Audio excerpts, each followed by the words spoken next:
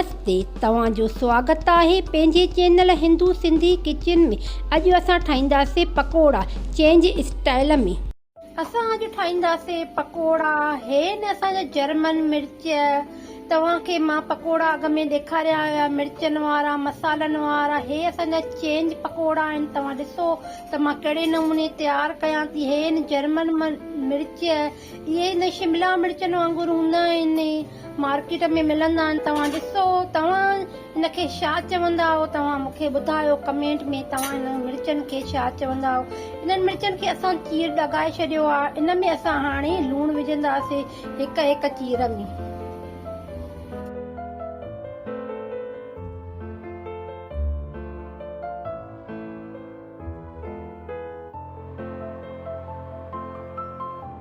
हेन जर्मन मिर्च असां हिनखे लूणु ॾेई करे रखी छॾियासीं। तक़रीबन 3 कलाक असां हिनखे लूणु ॾेई रखी छॾींदासीं।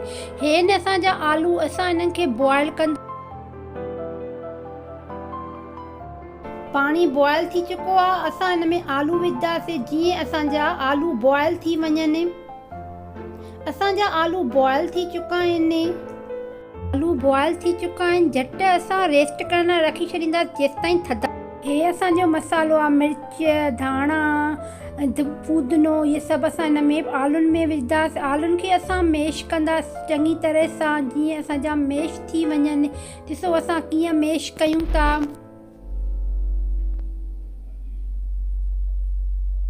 असांजा मैश थी चुका आहिनि। चङी तरह सां हिनखे मैश कयूं। हे असांजो धनिया, थूम, मिर्च, इहे सभु असां हिननि में विझी छॾींदासीं। असांजा स्पाइसिस जीरो, मिर्च, लूणु, गरम मसालो, पुदीनो असां हिननि में मिक्स कंदासीं। सुठे नमूने असां हिननि खे मिक्स कंदासीं, जीअं असांजो टेस्टी ऐं मज़ेदार असांजो बैटर तयारु, यानी कि असांजो पटाटनि जो मसालो सुठे नमूने तयारु थी वञे। हिन में असां हिकु लीमो बि विझंदासीं। असांजो बेसण आहे। असां बैटर तयारु कंदासीं पकोड़नि जे लाइ। हिन में लूणु, मिर्च असां हिन में विझंदासीं। थोरी असां हल्दी हिन में विझंदासीं। थोरो जीरो बि हिन में विझंदा, जीअं सुठे नमूने असांजो बैटर तयारु थी वञे। चुटकी भर असां हिन में सोडा बि विझंदा, जीअं असांजा पकोड़ा क्रिस्पी तयारु थियनि। ॾिसो असांजो बैटर तयारु थी चुको आहे। असां बैटर तयारु करे चुका आहियूं। जर्मन मिर्च असांजा रेस्ट खाई चुका आहिनि। तक़रीबन असां 3 घंटा असां हिननि खे रेस्ट कराईसीं। इन्हनि मां असां अंदरि ॿिज कढी छॾींदासीं। हाणे ॾिसो असां कहिड़े नमूने फिल कयूं था आलूनि जे मसाले खे। सुठे नमूने अंदरि दॿाए यानी कि सुठे नमूने अंदरि फिल कंदासीं, जीअं असांजा सुठे नमूने पकोड़ा असांजा तयारु।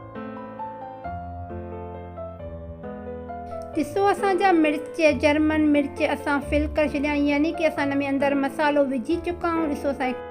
ॾिसो असांजो बैटर तयारु आहे पकोड़ा तयारु थियण जे लाइ। जर्मन मिर्च असां फिल कया हुयासीं। इन्हनि में असां कीअं पकोड़ा तयारु कयूं था। सुठे नमूने असां बैटर हिनखे हणंदासीं सुठे नमूने जीअं असांजा सुठा पकोड़ा तयारु थियनि। ॾिसो असां कीअं फिल कयासीं, कीअं असां हाणे फ्राए कंदा। चङी तरह सां हिनखे फ्राए कंदासीं। तमामु घणा मज़ेदार, तमामु टेस्टी तयारु थींदा आहिनि। तव्हां बि ईअं तयारु कयो, तव्हांखे ज़रूरु पसंदि ईंदा। तव्हां ॾिसो मां कीअं तयारु कयां थी। ॾिसो असांजा कीअं फ्राए थियनि था। तव्हां बि ईअं फ्राए कयो